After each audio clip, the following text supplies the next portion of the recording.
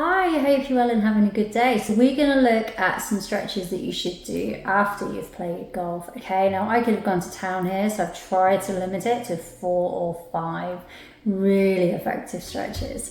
Okay, so we're going to go top down. So you've played your round, hopefully you've won. Happy days.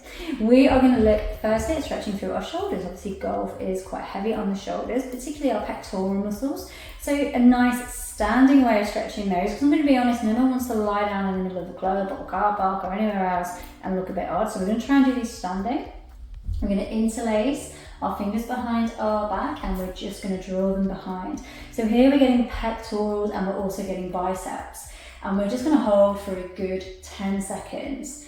I would hopefully be aiming to do 2 of each stretch, but if you have time, 1 is always better than none, okay? So a nice hold there, and then letting that go. And so if you have time, repeating that. What you could do if you want to elevate this is also bring the head down, just to bring in some trapezius, but if your neck doesn't like that, you don't have to.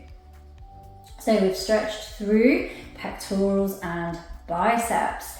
Here now we're going to look into our paraspinal muscles, giving those a really good stretch. Now if your back's sore, this might be a stretch enough for you, but if you have the ability to bring that arm up and over, I'd really encourage you to do that because that will make it even stronger. And a 5-second hold here, 2 each side. Really, really nice, strong, powerful stretch.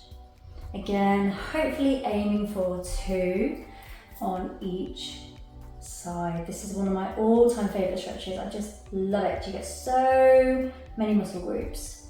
Obliques as well, added bonus. Okay, so from here, we want to keep working down our body. Again, I'm trying to bring in more muscle groups into one stretch to make it very, very effective for you. We want to be looking at our posterior chain, so particularly our glutes, our hamstrings, and our calves. Now, a really good way of doing this, if you've got access to a chair, okay, what you can do is also still get your back, is just take that chair away from you and just lean in like this. So you're really going to get your hamstrings, your calves and your glutes here, stretching that posterior chain.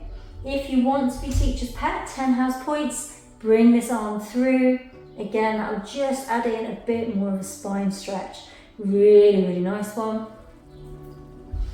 And then the other way. Such a good stretch, this one. 10 seconds each side, hopefully having the time to repeat twice.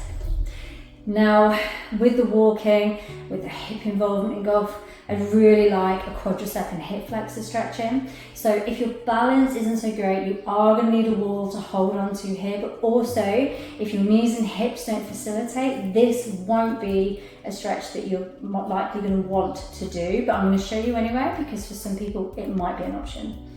So we're going to hold on to our foot and we're just going to draw that leg back. So stretching into our quadriceps and our hip flexors. So as I say, if your balance just needs some support, have a wall there to hold on to, okay? The other good thing here is, again, we're stretching out that shoulder, okay? Really, really nice, 10, 15 second hold and repeating on the other side. So drawing that leg back, all right? Twice on each side if you get the opportunity to do so. So I really hope that little mini compact post-golf stretch exercise suggestion is useful for you.